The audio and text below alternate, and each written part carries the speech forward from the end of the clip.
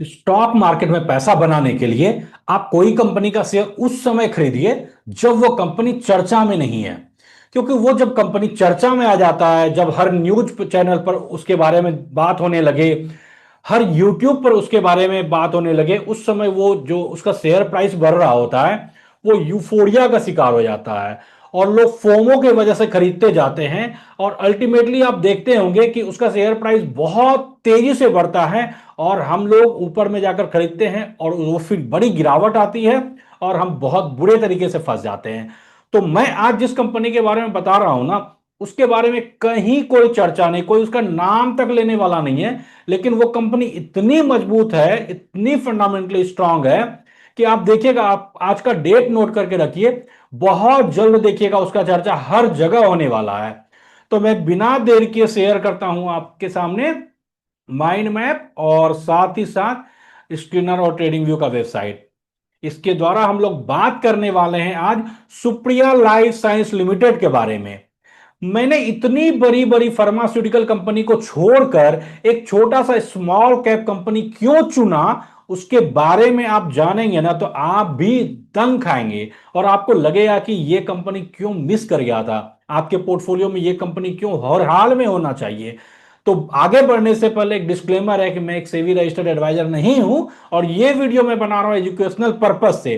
तो चलिए मैं आपको बताता हूं सुप्रिया लाइफ साइंस लिमिटेड के बारे में और इसके बारे में आपको एक एक बात, इसके बारे में एक एक टर्म आपको आज इस वीडियो के माध्यम से मिलने वाला है। लेकिन जो कि यदि आप आज का वीडियो पूरा देखेंगे तो फार्मास्यूटिकल कंपनी से रिलेटेड कोई भी टर्म होगा ना उसको आप बढ़िया से जान पाएंगे। तो हम लोग बात करते हैं सबसे पहले इसका इंट्रोडक्शन। 1987 में इसकी स्थापना, हेडक्वार्टर मुंबई, और ये मुख्य रूप से एपीआई बनाती है। एपीआई एक्टिव फार्मास्यूटिकल्स इंग्रेडिएंट्स होता है, focusing on therapeutic segments like antihistamines, anti allergic drugs, vitamins, anaesthetics and anti asthmatics. ये सब टर्म जो अभी आप देखे इसमें, उसको मैं आपको अच्छे से डिटेल में बताऊंगा। सबसे पहले एपीआई। एपीआई क्या होता है? एक्टिव फार्मास्यूटिकल्स इंग्रेडिएंट होता है जो कि मेन कंपोनेंट है, मेन वर्किंग इंग्रेडिएंट्स है मेडिसिन का। कोई भी दवा में उसमें जो हम कंपोजिशन देखते हैं वही कंपोजिशन है, वही इंग्रेडिएंट है, इसी से दवा बनता है। तो ये दवा नहीं बनाती है बल्कि उसका इंग्रेडिएंट्स बनाती है, कंपोजिशन बनाती है, सीधे शब्दों में समझिए। और समझने के लिए मैं आपको एग्जांपल देता हूं, जैसे क्रोसिन टेबलेट, हर कोई क्रोसिन टेबलेट, क्रोसिन क्रोसिन का नाम सुने हैं, और उसमें होता है पारासीटामोल, ये भी हम जानते हैं। तो ये पारासीटामोल ही एपीआई है, एक्टिव फार्मास्यूटिकल्स इंग्रेडिएंट है, कंपोजिशन है। और इसी को बनाती है कौन? ये बनाती है सुप्रिया लाइफ साइंस। तो ये मैंने एग्जांपल लिया है, इस चीज को नहीं बनाती, मैं बताऊंगा आपको क्या क्या बनाती है। जैसे एविल टेबलेट, एविल टेबलेट में जो होता है क्या होता है? क्लोरफेनिरामीन मेलिएट। और इसका पर्पस है एलर्जी सिम्टम्स, जैसे जो हमें सर्दी हो जाती है, छींक आता है, इसको ठीक करना इसका काम होता है। तो एविल टेबलेट के अंदर अंदर में ये कंपोजिशन होता है। उसी प्रकार डिस्प्रिन, डिस्प्रिन में एस्प्रिन होता है एपीआई, और इसका पर्पस होता है पेन रिलीफ, एंटी इंफ्लामेटरी है और ब्लड थिनर का काम करता है एस्प्रिन। तो ये जो चीज है, यानी कि एपीआई, मुझे लगता है आप क्लियर हो गया होगा, एपीआई एक तरह का इंग्रेडिएंट्स होता है, कंपोनेंट्स होता है, कंपोजिशन होता है। ठीक है, तो एपीआई टर्म क्लियर हो गया। इसमें और एक टर्म था थेरेप्यूटिक सेगमेंट।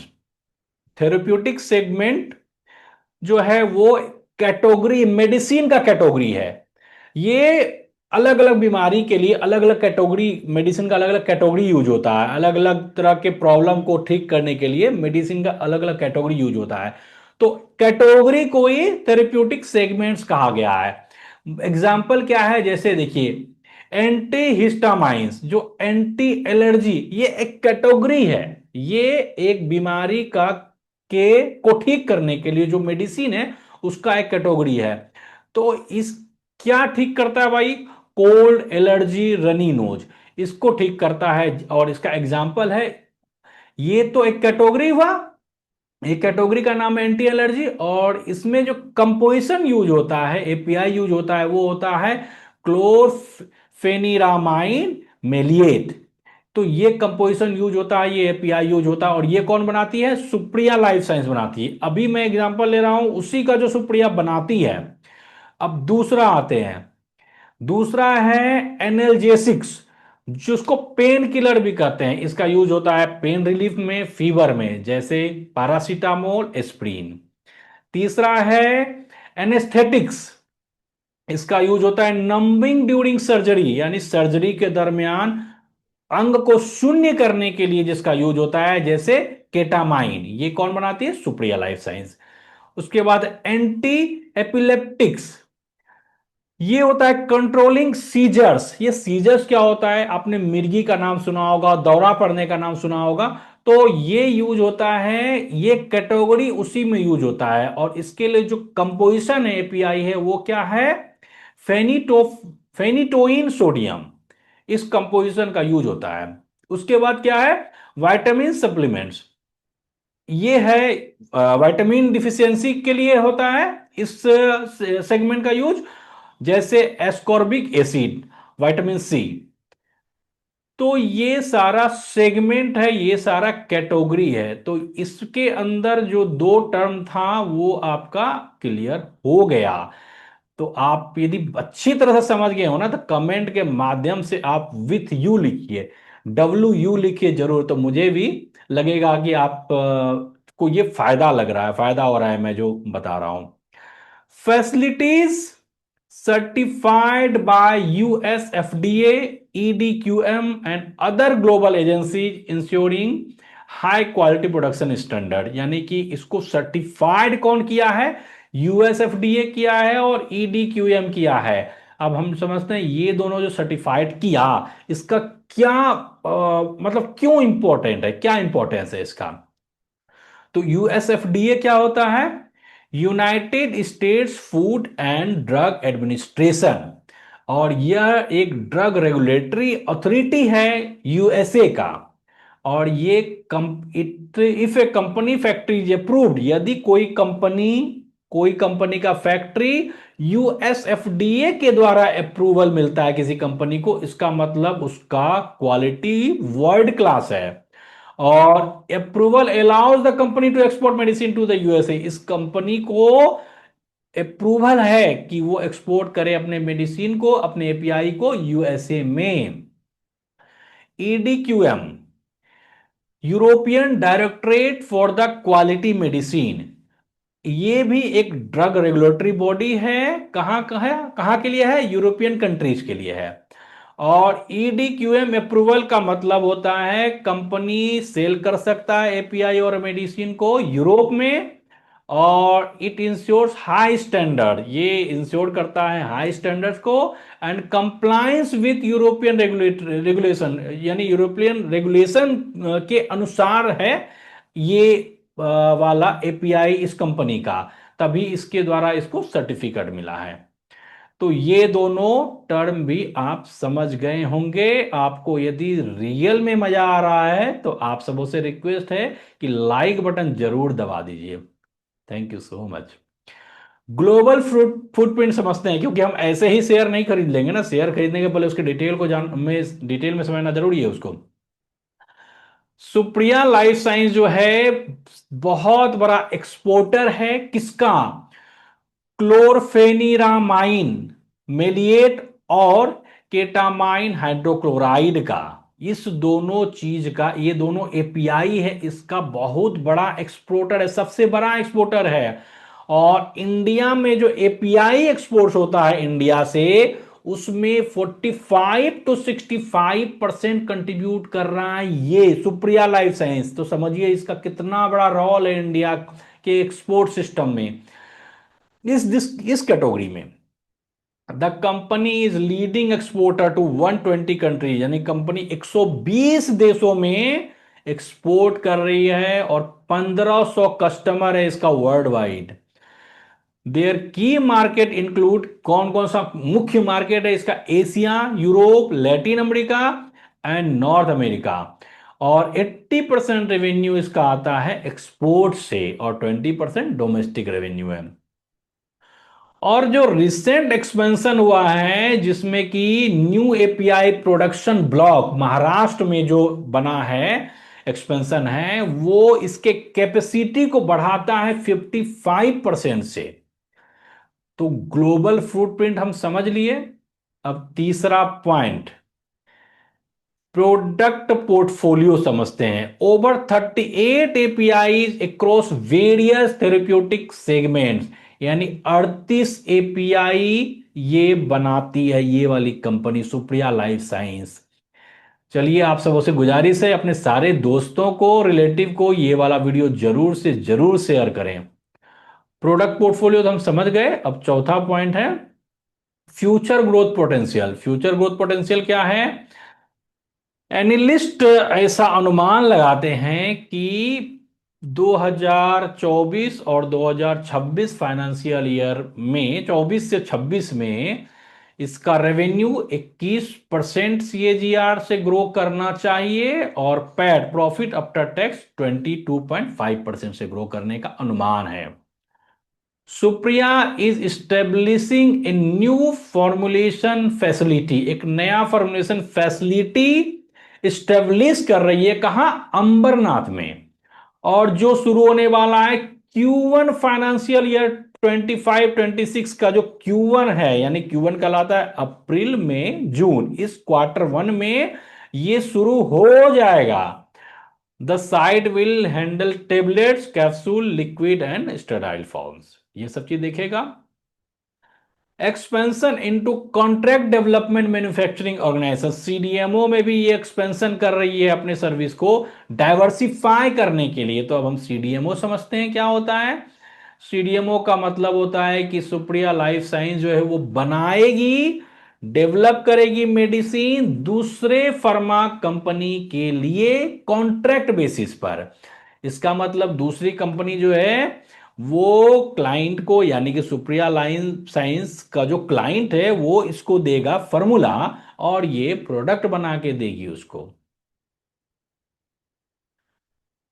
कैपेक्स प्लान भी समझ लीजिए, कैपिटल एक्सपेंडिचर का क्या प्लान है। तो इसने टोटल कैपेक्स करने का जो प्लान बनाया है 100 to 150 करोड़ पर ईयर अगले 2 साल तक।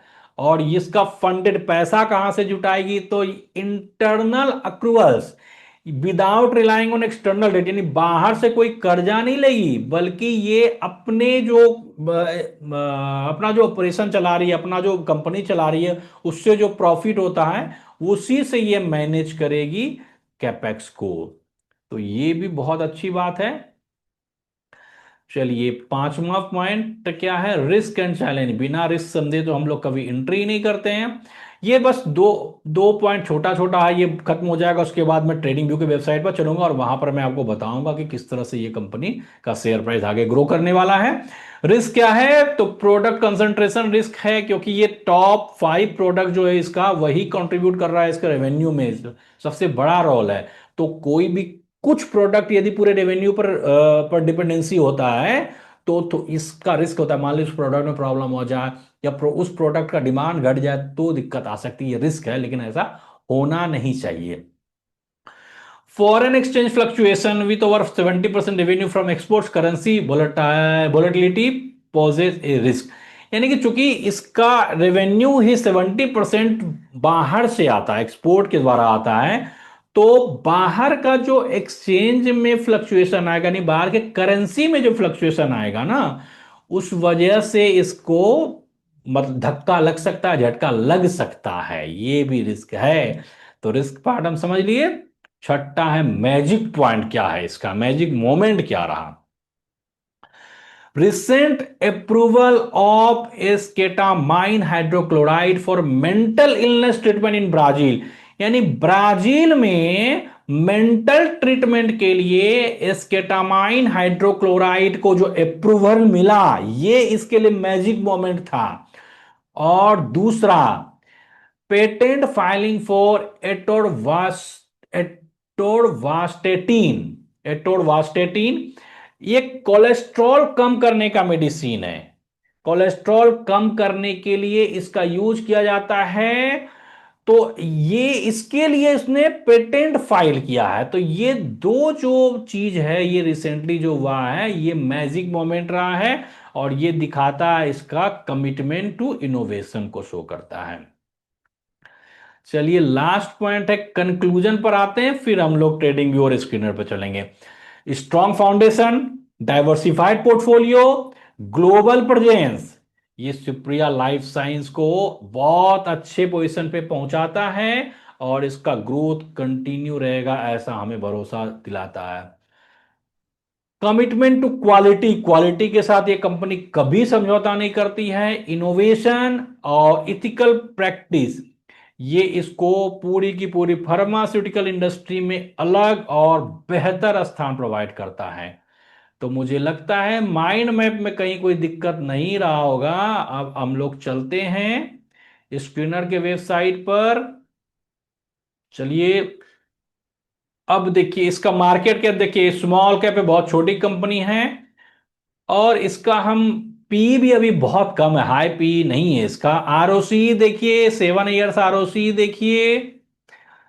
सेल्स ग्रोथ देखिए, सेल्स ग्रोथ 7 ईयर्स देखिए। डेट टू इक्विटी रेशियो सब कुछ बढ़िया। प्रमोटर्स होल्डिंग हो, प्लेज परसेंटेज कुछ नहीं है।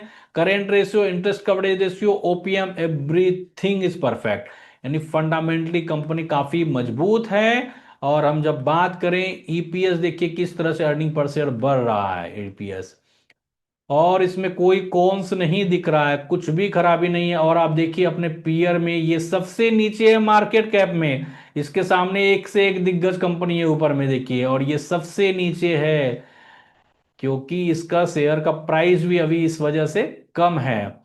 तो प्रॉफिट एंड लॉस स्टेटमेंट देखिए इसका, ट्रेलिंग 12 में 671 करोड़ अभी इसको रेवेन्यू आया है। और नेट प्रॉफिट देखे तो 174 करोड़ का नेट प्रॉफिट है अभी। बैलेंस शीट में इक्विटी कैपिटल 16 करोड़, रिजर्व इसका बढ़ रहा है। और देखिए बोरोइंग कर्जा किस तरह से कम हुआ है, बहुत नेग्लिजिबल है, कर्जा है ही नहीं। और कैश फ्लो भी इसके पास है। और रेशियो भी ठीक ठाक ही है, डेटर्स डे रेशियो देखिए 71 डेज का है। शेयर होल्डिंग पैटर्न तो आपने देखा ही, एफआईआई भी अपना इन्वेस्टमेंट इसमें बढ़ा रहा है अभी। 6.52 से 7.19% हो गया। तो चलिए ट्रेडिंग व्यू पर देखते हैं। ट्रेडिंग व्यू में सुप्रिया लाइफ साइंस को हम देखें तो यहां पर देखिए ये अप्रैल 2023 में इसका प्राइस 190 रुपीज था। और ये बढ़ते बढ़ते बढ़ते बढ़ते बढ़ते बढ़ते 830 रुपया तक गया नवंबर 24। यानी कि अब 23 से लेकर अभी अप्रैल 25 नहीं, उसके 2 साल से कम समय में 3x 3x 3 गुना से ज्यादा हो गया था। उसके बाद चूंकि मार्केट ही फॉल आया, और मार्केट फॉल की वजह से ये भी शेयर का प्राइस इसका भी नीचे आया। और अभी फिलहाल ये 712 रुपया पर ट्रेड कर रहा है। आप लोग यदि इसको नहीं खरीदे हैं तो अभी आप स्मॉल ट्रांच खरीदिएगा, छोटा ट्रांच खरीदिएगा। क्योंकि एक बहुत ये जो जगह देख रहे हैं ना, ये वाला एरिया, ये एरिया को अच्छा नहीं बोला जाता। क्योंकि बहुत सारी दुखी आत्मा है जो लोग यहाँ पर खरीद के फंसे हुए हैं ना।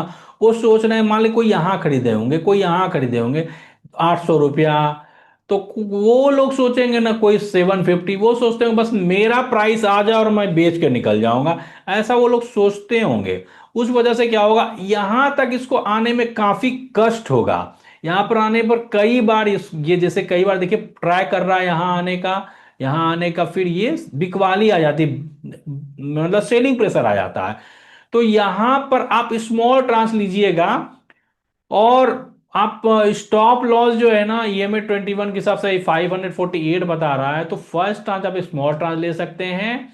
और थोड़ा थोड़ा ट्रांस करके बढ़ाते रहिएगा ऊपर जाने पर। क्योंकि इस जगह ये जो प्राइस देख रहे हैं 837 रुपीज के आसपास, यहां तक आने में बहुत कष्ट है। एक बार इसको ब्रेक करेगा ना, उसके बाद तो फिर ये रॉकेट बनने वाला है। तो मुझे उम्मीद है कि ये चीज पूरी तरह से क्लियर हो गया होगा आपको। तो और यदि कोई पहले से खरीदे हुए हैं तो अभी आप अपने हिसाब से ट्रांस ऐड कर सकते हैं। यदि आपको पहले जो खरीदे तो उससे ऊपर जा रहा है तो आप ट्रांस ऐड कीजिए। एग्जिट का तो कोई क्वेश्चन ही नहीं बनता है। एक बार फिर से यदि आपको मेरा वीडियो अच्छा लगा हो तो जरूर से जरूर लाइक करें, अपने दोस्तों को शेयर करें, और अभी तक सब्सक्राइब नहीं किए हैं तो अभी सब्सक्राइब कर दीजिए। और यदि आप मेरे से स्टॉक मार्केट 1-to-1 सीखना चाहते हैं तो मेरा नंबर डिस्क्रिप्शन बॉक्स में है, अभी मुझे मैसेज कीजिए। Thank you so much.